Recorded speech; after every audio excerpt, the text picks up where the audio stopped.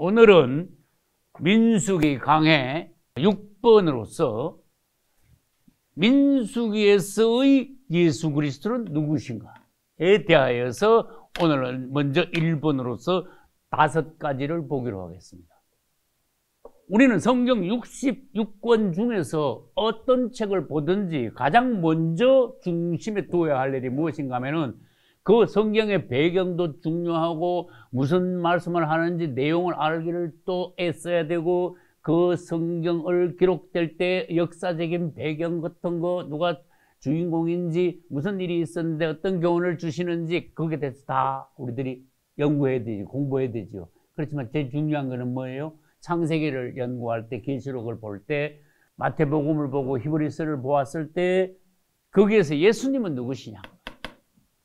예수님은 누구신가? 제가 한 20년 전인가 여기서 예수님은 누구신가라는 제목으로 설교를 여러 번 했었어요. 그것도 좋은 말씀 자료예요. 여러분 마인드에 무엇을 하든지 어떤 성경을 보든지 어떤 구절에 들어갔든지 여기서 예수님은 또 누구신가? 이렇게 나와줘야 돼. 예수님은 누구신가? 우리도 가정예배 계속 들어있지만 반드시 지금 열왕기하 하고 있어요. 열왕기하 12장.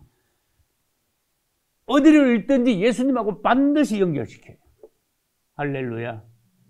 그리고 민수기가 뭐 재미없는 것 같고 레위기가 재미없는 것 같습니까? 예수님하고 연결시키고 성막론이 뭐 딱딱한 것 같습니까? 예수님과 연관시켜서 성막의 부분들을 본다면 거기서 노다지가 되는 거예요. 노다지. 보화가 발견되는 거예요. 할렐루야. 하나님이 그걸 기뻐하시는 거예요. 나는 예수 믿는 이들을 계속 만나요. 통화도 해요. 또 가르치기도 해요. 근데 많은 이들이 성경을 사랑해. 진리를 알기를 원해. 근데 내가 주의사항 하나 줄 게 있어요. 어떤 사람들이 말하는데 나는 성경을 알기를 원합니다.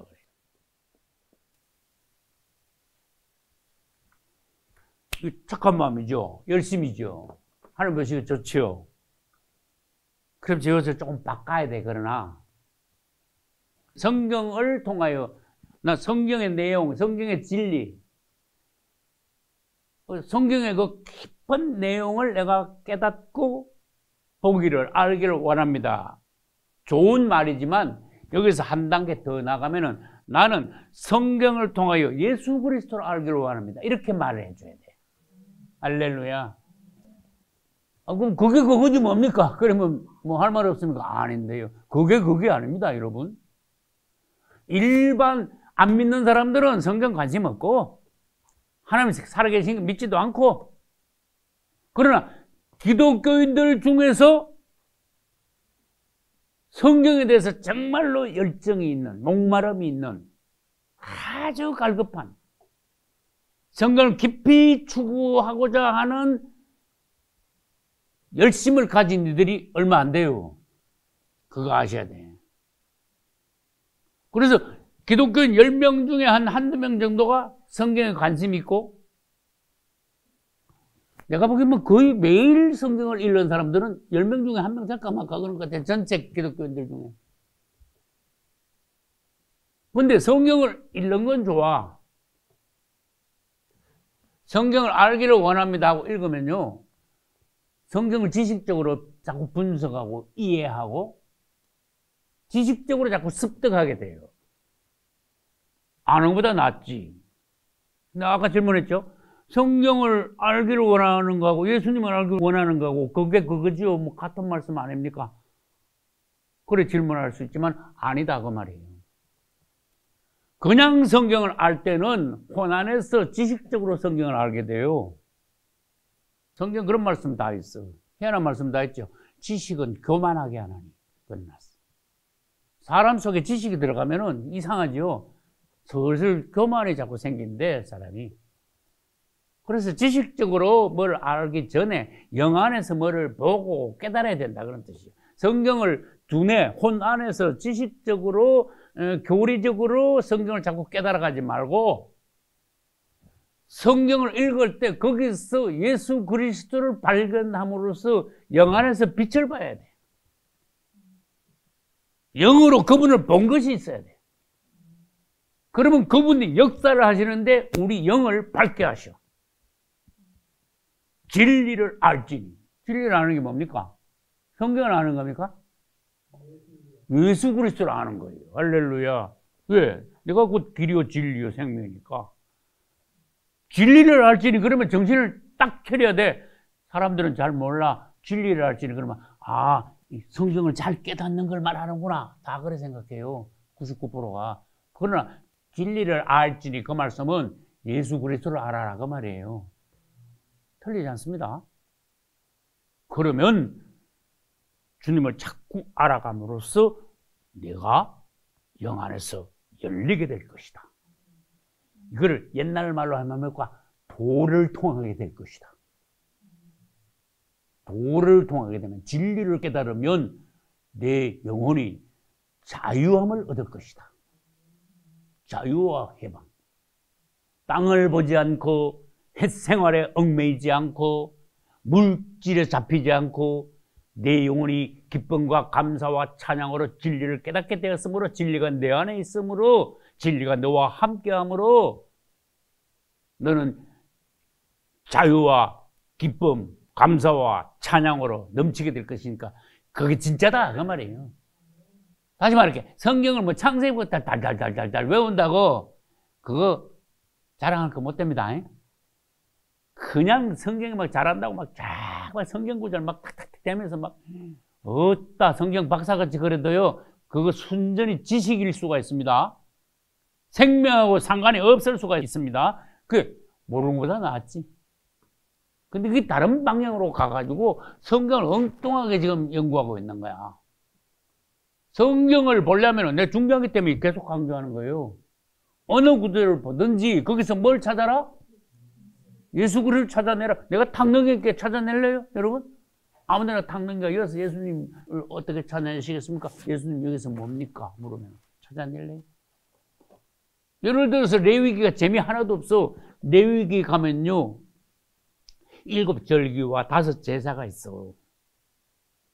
뭐 예를 들어서 뭐 복잡한 거 놔두고 5 제사 해봅시다. 5 제사 하나씩 번제부터 시작해가지고 속죄제, 속건제까지 5 제사를 딱 갖다 놓고 재미는 하나도 없는 것지만 거기서 예수 그리스도와 연관하여 모든 제사의 내용과 예수 그리스도 그분이 행하신 것, 그분이 또 어떤 분이시라는 것, 그분의 미덕, 그분의 인격, 그분이 완성하신 것, 모든 것을 그분과 연관하여 예를 들어서 5가지를 연구한다면은 거기서 진짜 배기가 나오는 거야. 하나님이 그걸 진짜 기뻐하시는 거야. 성경을 그렇게 연구하는 거야.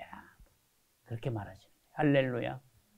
자, 제사에는 5가지가 있습니다. 번제가 있고 소제가 있고 한목제가 속죄제가 속건제가 있습니다. 엄청 잘하는 건네. 절기에는 7개가 있습니다. 6월절이 있고 무교절이 있고 토질절이 있고 오순절이 있고 나팔절이 있고 속죄일이 있고 장막절이 있다. 뭐 덜덜 외우는데 뭐 성경 박사님 같아. 그런데 주님께서 보시기에 별거 아닌 수가 있어. 성경을 그렇게 두뇌가지고 외우는 거 그렇게 하라고 성경 너들한테 준 거 아니야. 그래서 예수님이 전곡을 폭 찔러버렸어. 너희가 영생을 얻고자 성경을 상고하거니와 이 성경이 내게 대하여 말하느니라. 좀 감 잡겠어요? 무슨 말씀 하시는지 지금? 늘 성경 읽으면은 성경에서 구원이 있는 거라고 생각하고 이거 도통하면은 이 하나님이 제일 기뻐하시는 걸 알고 성경 자체를 연구하고 있는데 자꾸 성경 자체만 달달 읽고 있는데 이 성경은 다른 게 아니고 내게 대하여 예수 그리스도에 대하여 말씀하고 계신 거야. 그래서 한 줄 한 줄 읽을 때마다 예수 그리스도를 발견해야 되는데 예수 그리스도가 그냥 발견되는 게 아니야. 그래서 마태복음 13장 44절에서 그래서 농부가 나온 거야. 농부가 밭을 갈다가 보화를 발견했지요. 농부는 우리예요. 밭을 가는 건 뭐예요? 그 성경을 연구하고 성경을 밭을 가면 막 뒤집어 엎잖아. 성경을 막 분석하면서 또 생활 가운데서도 생활하면서 하다 보니까 보아가 그냥 큰 게 발견해졌어. 보물단지겠지 말하자면. 이야, 엄청난 축복이잖아. 어떤 사람이요, 로또가 당첨이 됐는데 몇십억이 당첨됐어. 너무 좋아가지고 막 그러다 기절해버려. 나 여러분들에게 묻고 싶어. 성경 읽다가 예수님을 발견하고 로또 발견한 것보다 더 큰 기쁨을 가져보신 분. 로또 발견하면 여러분 기절하겠는데 뭐 성경 읽다가 예수님 보면 뭐 그저 그래 뭐 그렇습니까? 야, 그거 너무하잖아. 그 예수님은 로또보다 뭐 못하는 예수님입니까? 안 되잖아. 주님이 얼마나 더 귀한, 더 큰, 더 많은, 더 놀라운 보화이신지. 할렐루야. 농부가 밭을 갈다가 보화를 발견했는데 그 다음 행동이 더 중요해. 아시는 분? 첫째, 감춰버렸어. 둘째, 저 사람 왜 저래? 너무 좋아. 이거 어떻게 감출 수가 없네. 아이고, 뭐 얼굴이 막 갑자기 너무 좋아가지고. 근데 남들한테 말하면 안 되거든, 지금. 뭐, 딴 사람이 캐가면 큰일 나잖아. 감추었다. 기쁨에 막 너무 충만했다. 그리 감추어진 예수님을 발견했어. 귀하게 여기는 게 감추는 거야. 아무렇게나 아닌 거 뭐 쓰레기가 나오면 힉집 던질 거 아니에요. 근데 보화가 나왔으니까 이걸 귀중하게 여기기 때문에 감추는 거야. 그 대신에 내가 다시 질문합니다. 여러분 안에 그런 기쁨이 있냐 그 말이에요. 그게 정상이다 그 말이에요. 신랑 예수님을 만나고 예수님에 대해서 여기서 보화보다 더 귀한 예수님을 발견했는데 기뻐하지 않으면 그게 어떻게 그리스도인이냐 그 말이에요. 감춰놨어. 너무너무 기뻐. 그럼 사람들이 보니까 당신 얼굴이 어떻게 그래 됐어? 또 가족들이 보니까 얼굴이 왜 그래 됐냐고. 너무 좋아 죽겠는 거야. 막 이건 뭐 감당이 안 되는 거야. 감추고 너무 기뻐. 그 다음에 집으로 돌아가서 한 일이 뭐예요? 있는 대로 다 팔은 거예요. 자기가 팔 수 있는 재산은 다 팔은 거야. 여기서 여러분들이 깨달음이 있어야 돼요. 그러면 내가 전에도 설명했어요. 그거 다 팔아봐야 자기가 발견한 보화의 10,000분의 1, 100,000분의 1, 1,000,000분의 1도 안 돼. 맞습니까? 한번 계산해봐요. 그 보화 단지가, 보물 단지가 나왔는데, 아니, 자기 재산 다 팔아봐야 얼마 된다고. 그런데 다 팔아가지고 땅 주인한테 가서 그 땅을 사버린 거야. 다 주고, 자기 재산 다 팔아가지고 산 거야.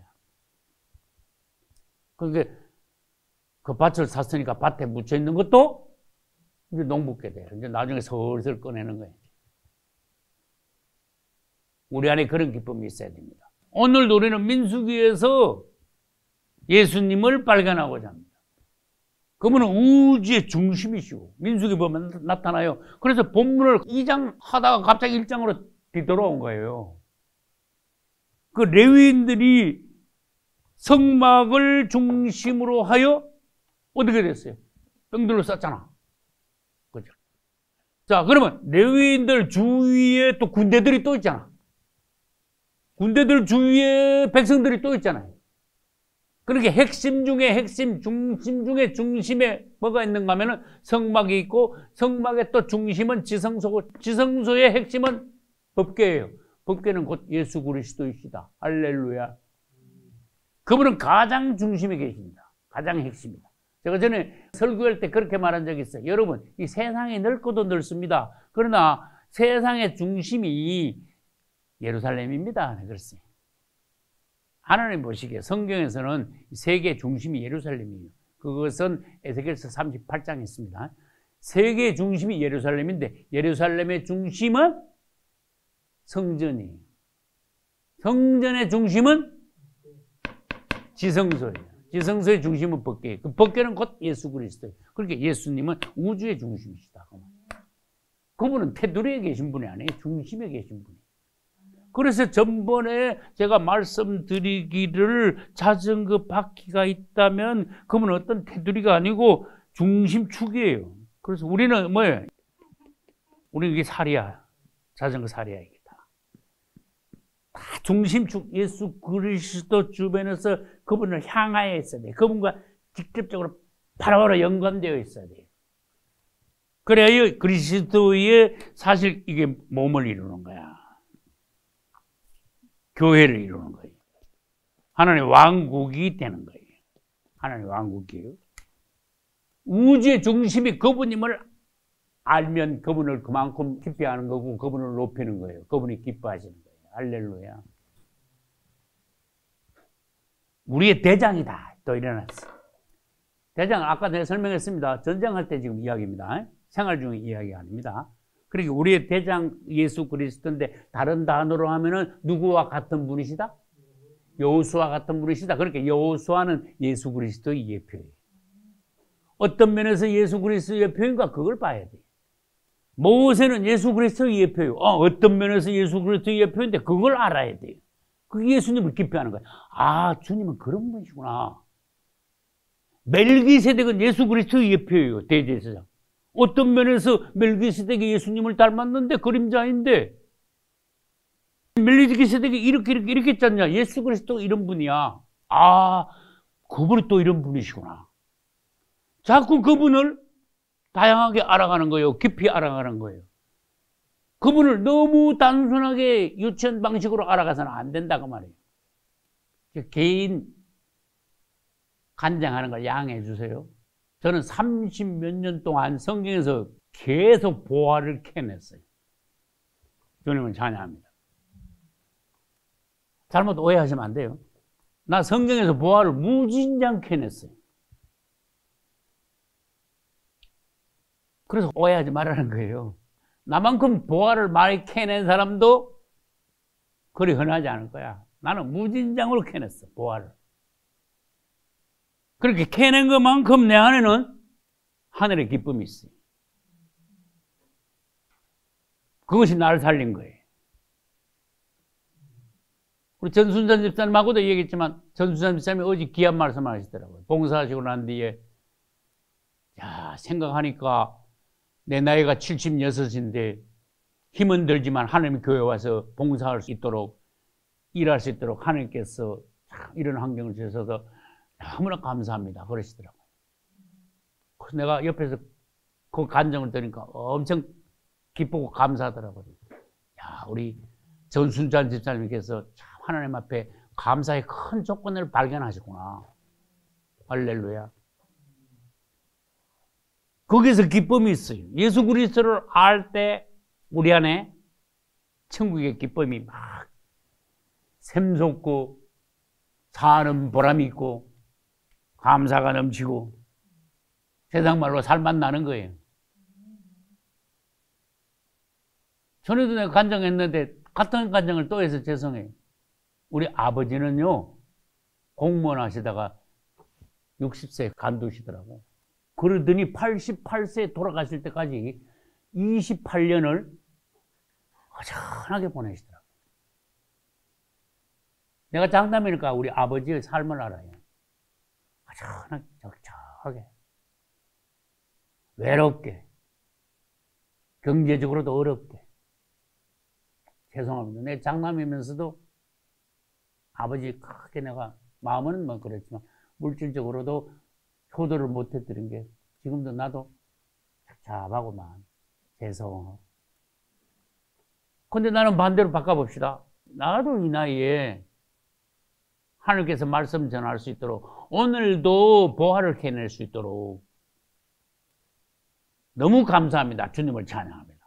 나는 보화를 캐내가지고 창고를 만들어가지고 쌓아놓지 않았었어요. 난 절대로 쌓아놓지 않았어. 발견한 보화는 전부 다 나눠줬어. 할렐루야. 어떤 목사님이 나보고 그러시더라고. 목사님, 그 목사님들이 성경을 연구하면 이런 거 함부로 발표 안 하는데 목사님은 무조건 다 막 인터넷에 거기다가 막 다 발표를 하고, 부흥회 가서 막 다 발표하고, 아유, 어떻게 목사님, 어떻게 그렇게 다 공개적으로 다 하십니까? 다른 목사님들은 안 그러는데. 근데 속으로, 발표 안 하려면 뭐 할래? 연구하나? 내가 그랬어. 내 혼자 쌓아놓으 우리 집에 창고에다 쌓아놓으려면 연구를 뭐 하려 해? 그랬어. 종들이 안 좋은 습성이라고 할까? 행습들이라고 할까? 분위기라고 할까? 아주 고약한 거라고 생각해. 그래서 나는 설교한 거는 무조건 전부 다 카페. 도표 같은 거, 뭐 차트 만든 거 전부 다 카페에 전부 다. 전부 다 했잖아요. 난 숨기는 거 없다고 말이야. 내 혼자 보화를 발견해가 내 혼자 세상 말로 내 혼자 먹고 살려고 나 부자 되려고 창고에다 나 감춰놓지 않았다고 말이야. 할렐루야. 주님을 찬양합니다. 생명의 예수 그리스도, 보화이신 예수 그리스도를 자꾸 나눠줘야지. 진리이신 예수 그리스도. 그 나눠줄 때 받는 사람들이 생명을 받습니다. 예수 그리스도를 알게 됩니다. 기쁨이 충만하게 됩니다. 강화가 됩니다. 확실히 구원받게 됩니다. 이게 진짜 신앙생활이지 뭐. 주님을 찬양합니다. 우리가 아까 읽은 1장 50절과 53절에는 레위인들이 성막 주변에 뺑뺑 돌아가면서 진을 쳐야 된다는 것을 두 번이나 말씀하셨어요. 50절에는 끝에 거기서 봉사하면 장막 사면에 진을 쳐라. 아주 그냥 뺑 둘러싸는 거야. 그러면 뺑 둘러싸면 그 중심에 성막이 있어요. 그 중심에 예수 그리스도께서 계세요. 우리는 예수님을 뺑 둘러싸야 돼. 자전거 바퀴도 생각하면서 성막도 같이 생각해야 돼요. 예수님을 중심을 놓고 우리는 완전히 그분을 둘러싸서 그분 중심으로 생활하고 신앙을 이어가야 돼요. 중심에 그분이 계셔야 한다. 할렐루야. 이게 중요한 거야. 생활의 중심에 그분이 계셔야 한다. 할렐루야. 그냥 생활하면서 예수 그리스도를 일주일 내에 잊어버리다가 교회에 와서만 그분을 잠깐 생각하는 것은 그분을 생활 중심에 두지 않은 거예요. 설교의 중심에 반드시 그분이 계셔야 한다. 할렐루야. 그래서 내가 전에 그랬잖아. 설교하는데 주의 종들이 예수 그리스도에 대해서 말하면은 일단 50점 이상 먹고 들어간다. 할렐루야. 50점 이상은 된다. 실패하진 않는다. 그래서 그 기준을 내가 말한 거예요. 당신은 설교자냐? 말씀의 사역자냐? 예수를 말하라. 할렐루야. 예수를 찾아내요. 예수를 나눠줘라. 할렐루야. 그게 진짜 사역이다. 그 말이에요. 여호수아는요, 전쟁할 때 하나님께서 그 앞에 딱 세우셨어. 대장, 여호수아. 여호수아가 앞에 나가가지고 막 박살을 내면요, 그 군대들은요, 뒤에 가면서 막 밟아제키는 거야. 원수들을. 그래, 가는 곳마다 이겼어. 가나안 7족속 전부 다 박살 내버렸어. 왕을, 이야, 엄청나. 31명이나 죽였어. 갈렙도 85세인데도 막 말 타고 펄펄 날랐어. 그 여호수아가, 용맹한 여호수아가 우리 영적인 전쟁에서 우리 예수님이다. 그 말이에요. 내가 질문할게요. 여호수아 이름하고 예수님이라고 닮았어요? 안 닮았어요? 그러면 여호수아가 어떻게 해서 예수가 됐어요? 이름이. 시대가 바뀌면서, 이 바람이 자꾸 바뀌면서 여호수아가 예수님이 된 거야. 그런데 사실 이스라엘 사람들은 여호수아라는 단어하고 예수라는 단어하고 같은 단어야. 같은 발음이야.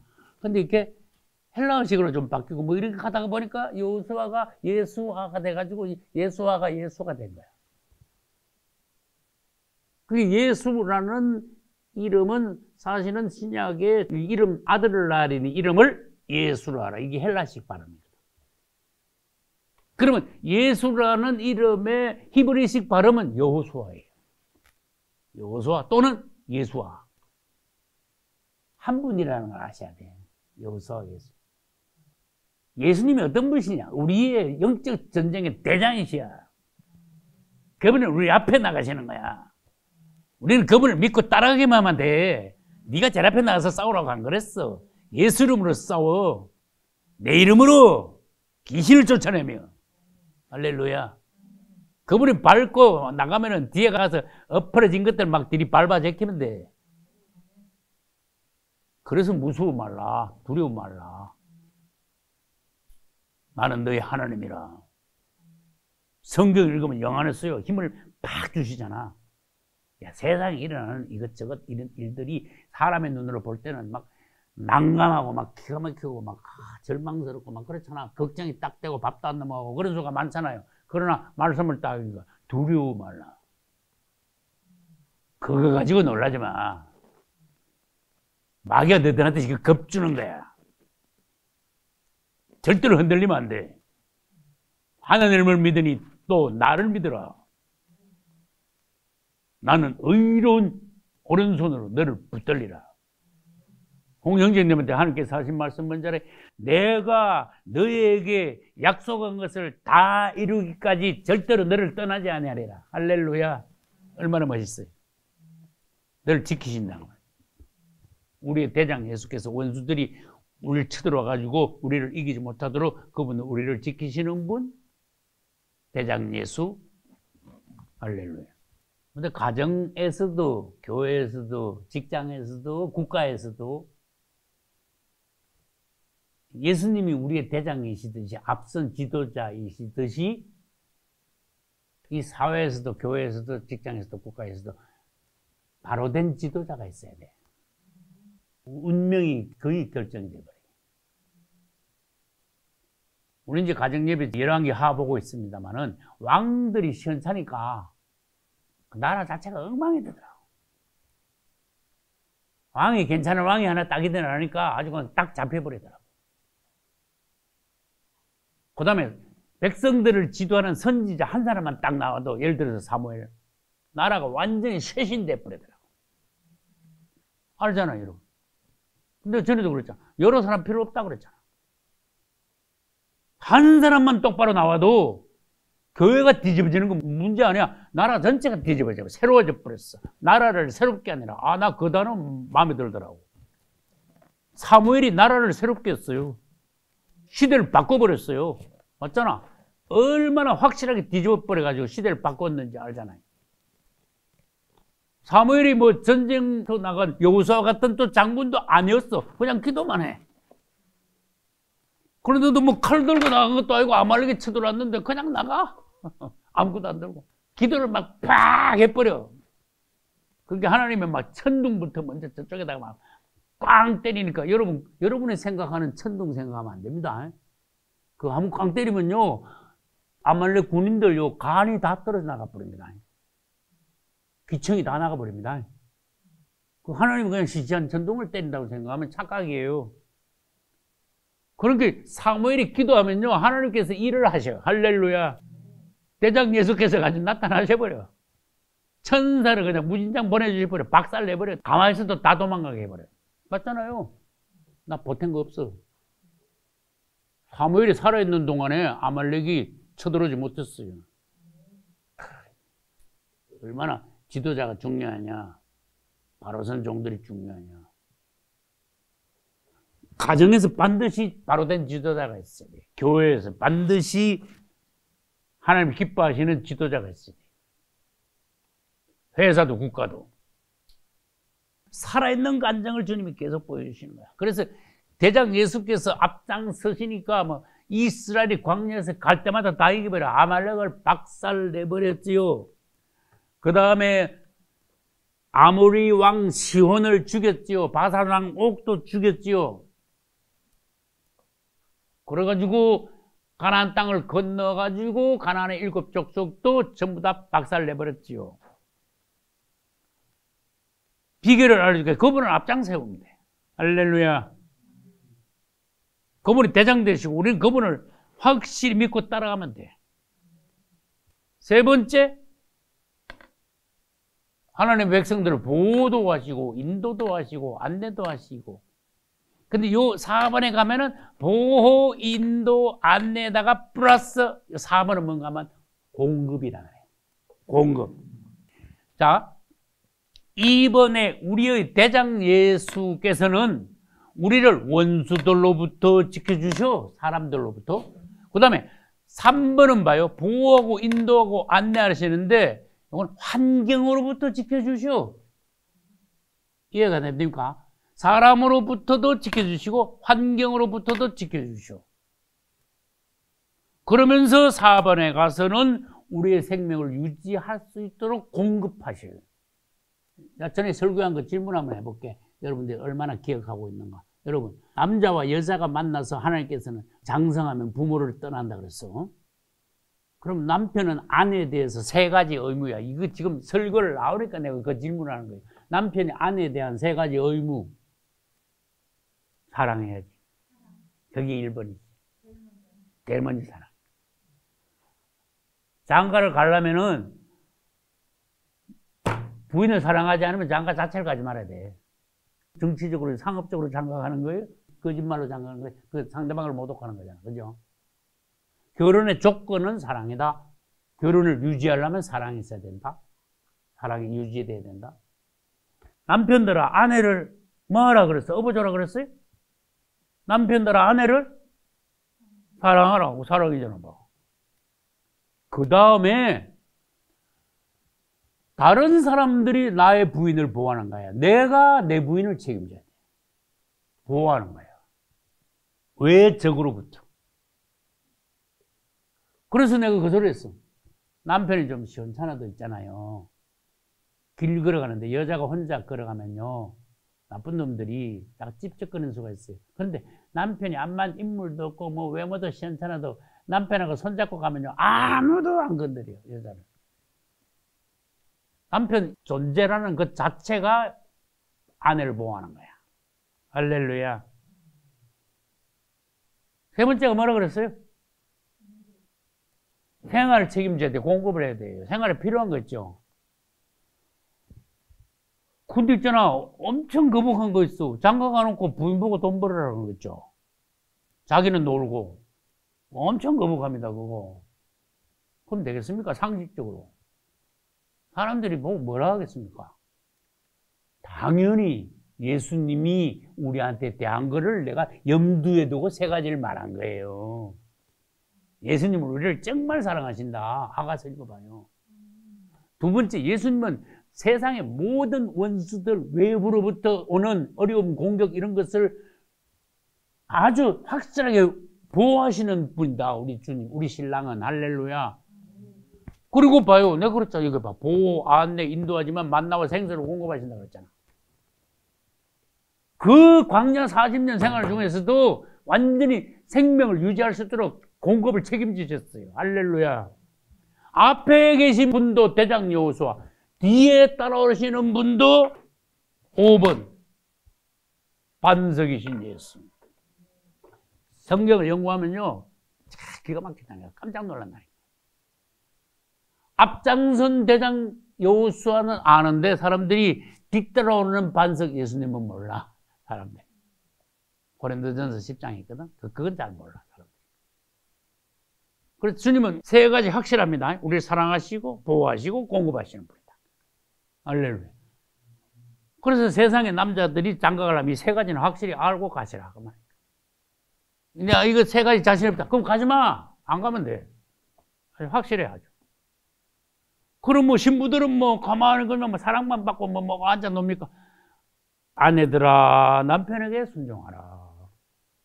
그래서 우리 어릴 때요, 요즘은 그런 단어 잘 안 써. 집에 가면요, 안주인 자꾸 그래. 남자 보고 바깥주인 그래. 안주인, 바깥주인. 응?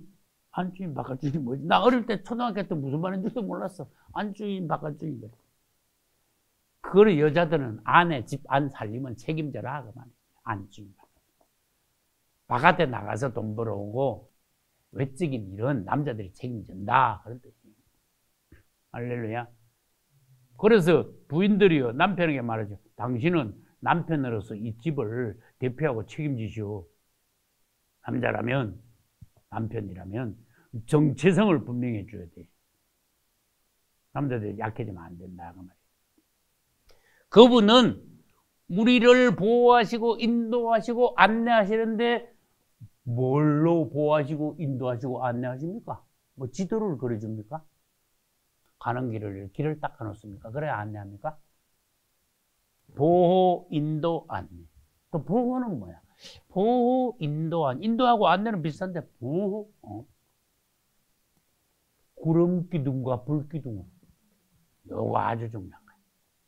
그래서 구름 기둥과 불 기둥은 예수님 자신이야. 그걸 아셔야 돼요. 그럼 물질적으로 보면 실패해요. 낮에 더운 데다가 불 기둥을 세우면 사람 곤란하죠. 그러니까 그러면 얼마나 지혜로우십니까? 낮에는 구름으로 이스라엘 300만 명을 다 덮어버려. 고개만. 그렇게, 나 필요 없어 하고 바깥에 나가면은 돌아가시는 거야. 이스라엘이 300만 명이면요, 딱 고해만 구름으로 딱 덮어버리는 거야, 낮에. 그거 누가 영화 찍은 거 한번 보고 싶어, 그런 거. 얼마나 멋있냐, 이거죠. 근데 밤에 되면요, 이 사막이 갑자기 추워. 골막 덜덜덜덜, 낮에는 뜨거워 죽다가 밤에는 추워 죽겠어. 덜덜덜덜 떨려. 그럼 갑자기 그 구름 기둥이 뭐가 돼요? 불 기둥이 돼서 따뜻하게 완전히 난로가 되는 거야. 너무 멋있잖아요. 그래가지고 무려 40년을 보호하셨어요. 더워서 힘들지 않게, 추워서 힘들지 않게. 그런 분이 우리 예수님이다. 우리 생활 중에서도 지금까지 어떻게 지켜오셨는가?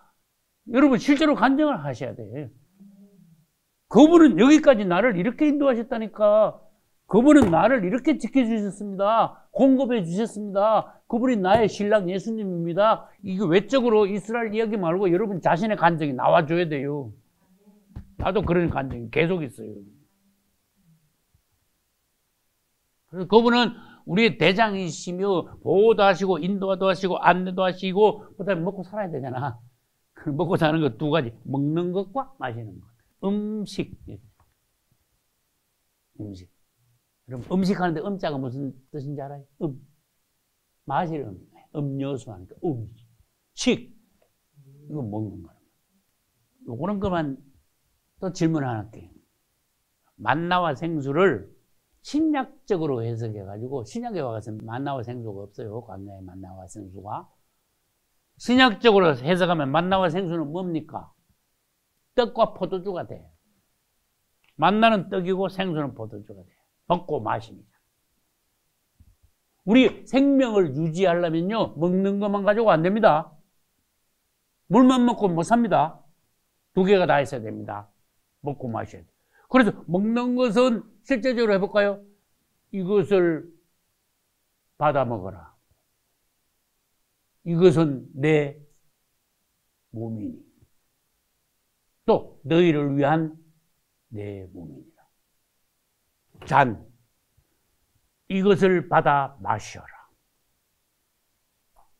이것은 너희를 위한 피, 곧 나의 언약의 피니라. 음식. 너희가 내 살을 먹지 아니하고 내 피를 마시지 아니하면 너희에게 생명이 없나니. 그분 자신을 먹고 마셔야 된다. 아이고, 그래서 옛날에 2000년 전 사람들은 아무도 못 알아들었어. 무슨 말인가 도저히 모르는 거야. 나를 먹고 마시라니까. 이게 도무지 말이 통합니까, 지금? 지금은 좀 알겠죠? 예수 그리스도 그분 자신, 육신적인 그분 자신이 아니고 그분은 영으로서 우리가 먹고 마실 수 있는 분이 되셨어. 주님을 찬양합니다. 야, 이거 깨달으려면요, 이거 완전히 고단위까지 올라가야 돼. 그분은 우리가 먹고 마실 수 있는 분이시다. 성만찬을 하면서도 그 개념이 잘 안 들어와. 기독교인들이. 그분은 우리가 먹고 마실 수 있는 분이시다. 그분은 십자가 지시고 부활하시어서 다시 성령으로 오시면서 이제는 우리 바깥에 계신 분이 아니고 우리 안으로 우리가 먹고 마실 수 있는 분으로 우리의 생명이 되실 수 있는 분으로 우리 안에 오시는 분이시다. 할렐루야. 주님을 찬양합니다. 그분은 우리의 떡과 포도주이시다. 그래서 실제로 성만찬을 우리들이 참여할 때 그분을 먹고 마시는 게 된대요. 근데 우리 머리 가지고 이해가 잘 안 되잖아. 근데 예수님이 그러시는데 뭐. 아멘 해야지 뭘. 이것은 너희를 위한 내 몸이니 받아 먹으라 하니까 아멘하고 먹어야죠. 어떻게 이게 몸입니까? 따지고 앉아있을 거예요 지금? 아멘 해야지. 이건 너희를 위한 잔이야. 지금 포도주인데 잔이야. 포도즙이에요. 주가 아니고. 내 피다. 너희를 위한 언약의 피다. 마시라 그랬어. 그 아멘하고 아멘으로 받아서 마시는 그런 걸 믿음이라 그래요. 그대로 적힌 걸 그대로 받아들이는 걸 믿음이라 그래요. 뭐 자꾸 머리 돌리고 이게 어떻게 해서 뭐지? 그러면 틀렸어. 그 사람 성만찬 참여해봐야 틀렸어. 아무 효과 없어.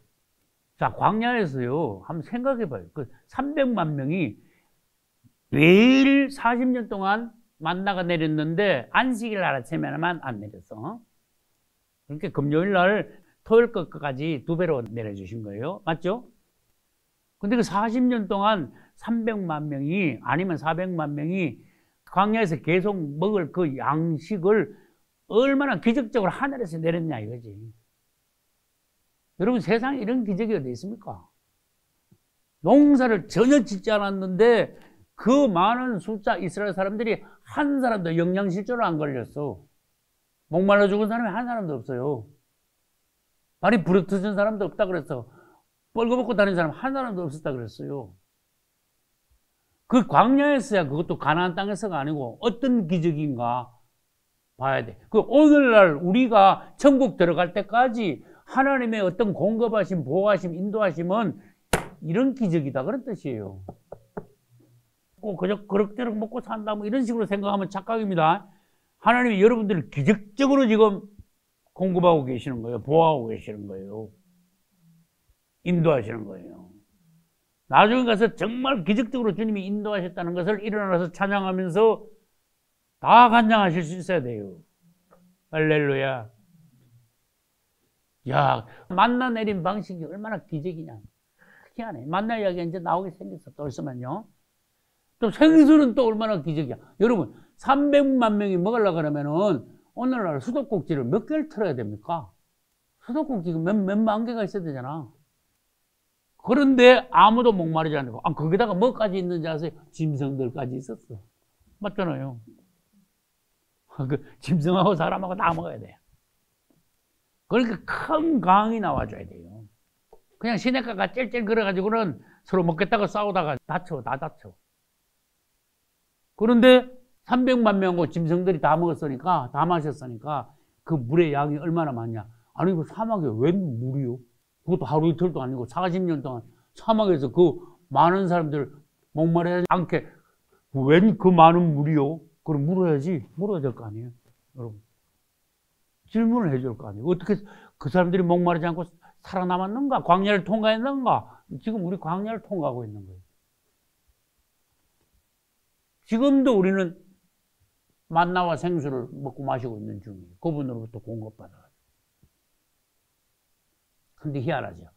고린도전서 10장 그 앞부분을 보니까 우리가 다 모세에게 속하여서 구름과 바다에 있어서 세례를 받았다 이랬어요. 구름의 바다는 성령의 세례고 홍해 바다 걷는 것은 물세례, 물침례를 말해요. 그러면서 뭐를 말한가 하면은 그 많은 사람들에게 뭐를 공급했어요? 생수를 공급했어. 생수를 공급하면서 그 많은 사람들이 하나님께서 주시는 음료를 마셨잖냐. 그 음료는 신령한 음료야 그랬어. 내가 해볼게. 고린도전서 10장 4절 다 같은 신령한 음료를 마셨으니 이스라엘 백성들 전체예요. 이는 저희를 따르는 신령한 음료가 나오고 신령한 반석이 두 단어가 나와. 신령한 음료를 마셨는데 그 신령한 음료는 저희를 따르는 신령한 반석으로부터 나온 거야. 얼마나 많이 나왔겠어. 막 강이 철철 흘른 거야. 그런데 나는요 성경을 10년 20년 읽으면서 이 부분을 못 본 거야. 저희를 따르는 이걸 내가 이 단어를 못 본 거야. 눈 벌떡 읽고도 그 단어를 못 봤어. 여러분 지금 다시 봐요.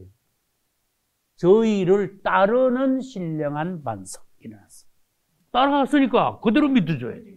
할렐루야. 그런데 또 더 놀란 거는요. 나는 성경 읽으면서 바로 못 봤어요. 이거를. 그 반석은 곧 뭐라 그랬어요? 그리스도라 이랬어요.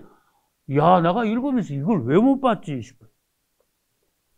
이스라엘 사람들이 300만 명 가는데 300만 명이 앞에 가면은 뒤에 큰 바위가 따라다녔대.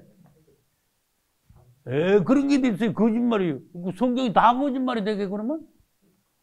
홍해 갈라진 것도 거짓말이고, 예수님 물 위에 그런 것도 거짓말이고, 죽은 사람 살린 거, 나사로 사는 거 다 거짓말 되라고, 천지창조도 거짓말 되게? 이스라엘 뒤를 반석이 따라다녔다고 성경에 적어놨으면, 이야, 주님을 찬양합니다. 이래 되는 거예요. 그 머리 돌리고 앉아있으면 안 돼. 근데 그 필요할 때마다 그 반석이 쩍쩍 갈라지네? 그 신령한 반석에서 신령한 음료가 나왔어요. 야, 그거 마신 사람들 참 복 있네. 하늘에서 만나 내린 거 먹고, 신령한 반석에 나온 신령한 음료를 마시고, 그때 사람들 복 있네. 근데 그 사람들요, 그거 맨날 먹고 마시면서 하나님한테 떼들었습니다. 원망하고. 그러다 다 죽어버렸습니다. 그거 특별한 교훈이에요. 이 설교 준비하면서 성경을 찾아봤어요.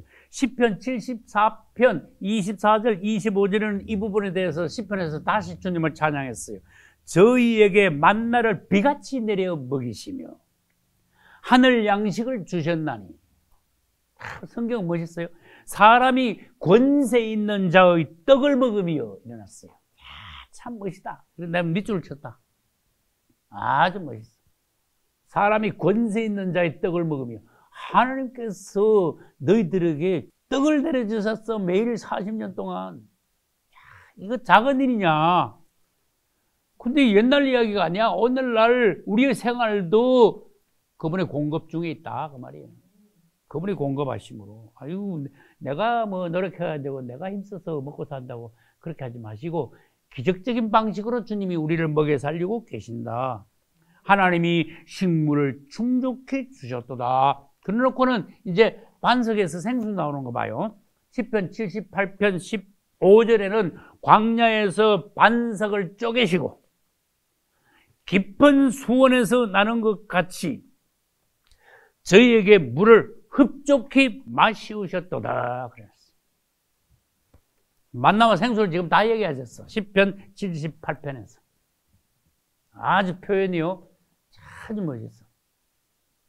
그래서 우리는 오늘날도 그분을 찬양해야 돼요. 예수님은 민수기에서 만나와 생수이시다. 민수기 광야에서 방황하는 그들을 계속 먹이고 계속 마시우게 하셨다. 생명을 유지시켜 주셨다. 오늘날 그분은 우리를 사랑하시고 보호하시고 인도하시고 공급하시는 주님이시다. 주님을 찬양합니다. 마지막으로 다섯째 반석. 그러니까 생수가 나오려면 신령한 음료가 나오려면 뭐야? 신령한 반석이 쪼개져 줘야 되잖아. 반석은 곧 누구다? 예수님이다. 아주 확실하잖아. 성경이 얼마나 예수님이 다양하시냐 그 말이야. 반석은 예수님이시다. 그러면 반석의 역할 두 가지. 신약에 와서 반석 말고 그 당시 광야에서의 반석의 역할 두 가지. 먼저 신령한 음료를 반석에서 나와줘야 돼. 두 번째 반석의 역할이 또 있어. 뒤에서 또 돌보시는 거야. 애들이 예를 들어서 부모하고 산에 올라간다 합시다. 아빠는 앞에서 인도하고 엄마는 뒤에서 지키고 그러면 애들은 가운데서 완전히 안전한 거예요. 뒤에 갑자기 나타난 거 걱정할 거 없고 앞에서 쳐들어오는 거 염려할 거 없어요. 그래서 주님이 앞에서는 뭐요? 대장 예수고 뒤에서는 뭐요? 뒤따라며 보호하시는 반석이시오. 할렐루야. 그래서 고린도전서 10장 4절에 저희를 따르는 이런 단어를 거기다 집어넣은 거예요. 할렐루야. 주님을 찬양합니다. 저희를 따르는 왜 따랐어? 뒤에서 보호하면서 지키면서 이렇게 앞에 잘 나가나 나고자가 없나 뒤에서 또 갑자기 쳐들어오는 원수들이 없나 뒤에서 지키시는 예수님이시다 라는 것을 확실히 보여주셨어. 민수기에서 예수님은 누구신가?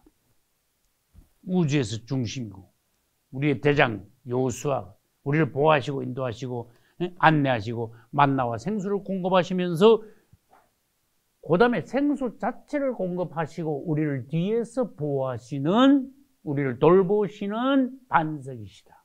할렐루야. 근데 지금 예수님은 누구신가 봤는데 1장 53절을 내가 읽을 때 예수님이 누구신가에 대한 특별 해석이 나오는구나. 이건 1, 2, 3, 4, 5번 하는 데서 또 특별로 다시 별도로 빼내어 가지고 해석을 별도로 특별 해석을 해야 돼요.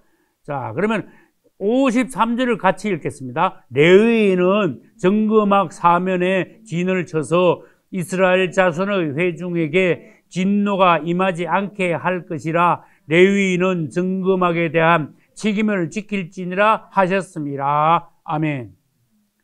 근데 정금막 사면에 진을 치는 건 알아. 근데 그 다음에 우리 잘 몰라. 이스라엘 자손의 회중에게 진노가 임하지 않게 해라. 이 갑자기 정막을 보호하는 것도 아니고 지키는 것도 아니고 이스라엘 회중들에게 진노가 임하는 것을 막아라 그랬어요. 누구에게? 레위인에게. 이 레위인을 여러분들이 성경의 모든 부분들을 예수님과 연관시킬 줄 알아야 된다 그랬죠? 이 레위인을 예수님으로 딱 돌릴 줄 알아야 돼요. 예수님의 역할. 성막이 여기 이렇게 있으면은 이제 성막의 뜰이고 지성소가 있단 말이에요. 성소가 있고 지성소가 있어요. 그러면 성소하고 지성소 사이에 뭐가 있어요? 휘장이 있잖아. 휘장이 찢어질 때 예수님의 육체가 찢어졌다 그랬어요. 십자가에서 예수님이.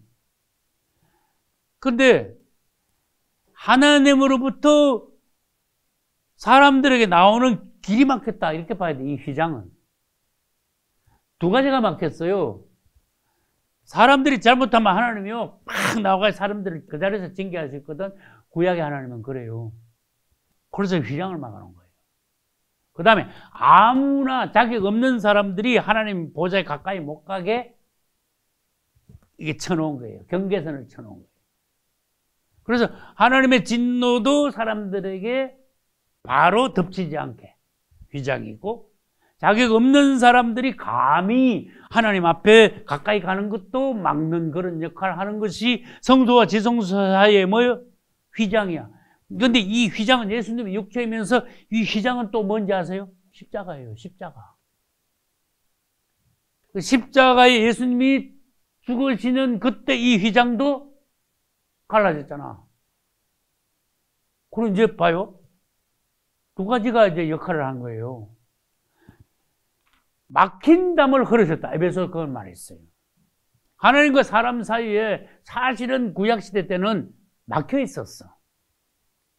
사람들이 율법을 어기니까 하나님의 진노가 계속 있었어.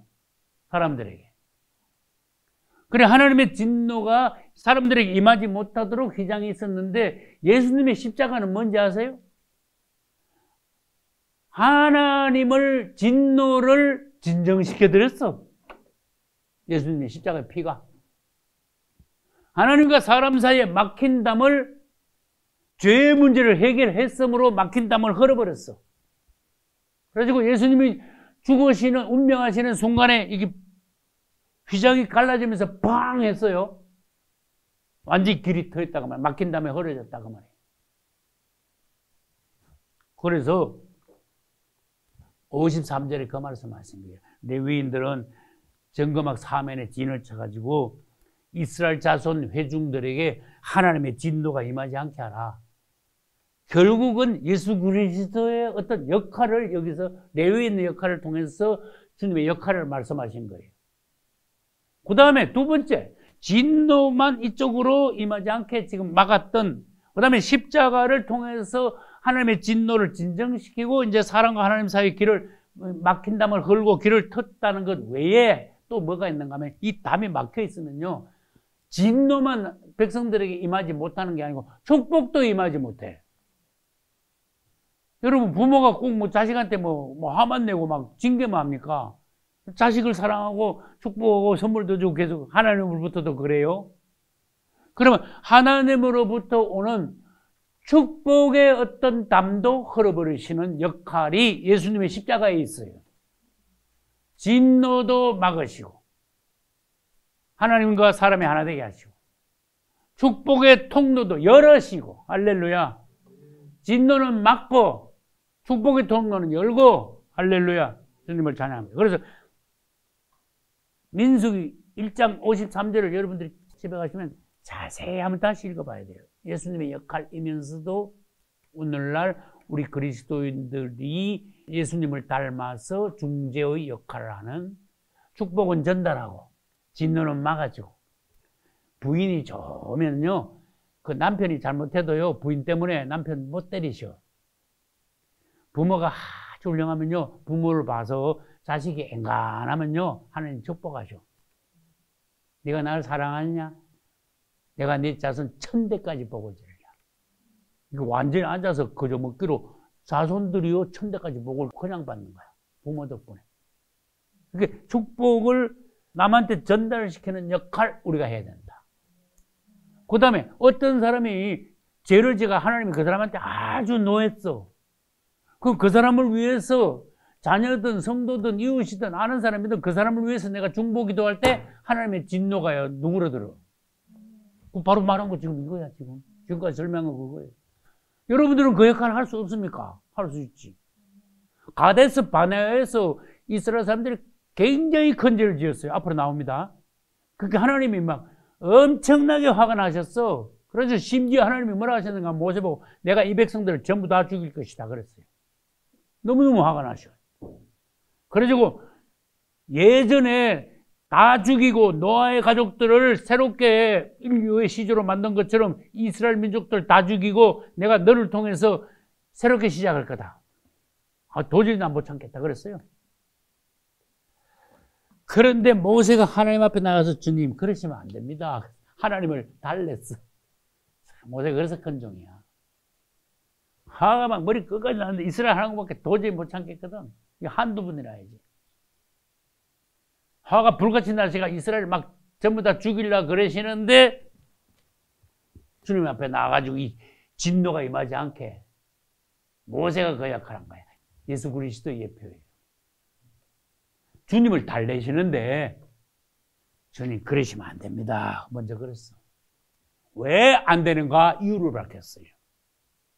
약속을 하고 애굽에서 여기까지 왔는데 얼마나 그 많은 하나님의 기적을 보이시고 하나님께서 아브라함에게 약속하신 거, 그 약속을 지키시기 위해서 주님께서는 주님의 영광을 보시고 이 백성들의 죄는 안 보시면서 주님의 영광을 지키시면서 왔잖아요. 원수들이 계속 방해를 또 주님은 여기까지 꾸준하게 끌고 나오셨잖아요. 그런데 화가 난다고 이렇게 죽이면요, 첫째 원수들이 웃어요. 그랬어. 모세가 굉장히 지혜로워요. 에이, 하나님도 별 수 없네. 하다 안 되니까 모르겠다고 백성들을 다 죽여버렸네. 무슨 하나님이야. 하나님도 별거 아니네. 우리가 막 해방을 막 나왔더니 하나님이 자기 백성을 자기 손으로 다 죽여버렸네. 주님, 원수들이 그렇게 합니다. 그래서 이 백성들은 죽어 마땅하지만 주님의 영광을 위하여서 원수들이 비웃지 못하게 주님께서는 약속하신 그대로 가나안 땅까지, 젖과 꿀이 흐르는 땅까지 인도하셔야 됩니다. 하나님의 영광도 나타나고 원수들이 비웃지 못하고 후대에 하나님이 어떤 분이신가 알게 되고, 이스라엘의 행한 대로 다 갚지 마세요. 그래서 진노가 임하지 않게 하라. 그게 1장 53절의 요절이 아주 중요한 거예요. 예수님이 그렇게 하셨고 레위인들이 그렇게 하라 그랬고 오늘날 우리가 그렇게 해야 된다는 거예요. 할렐루야. 여러분들이 그렇게 되시기를 예수 이름으로 축복합니다. 박수를.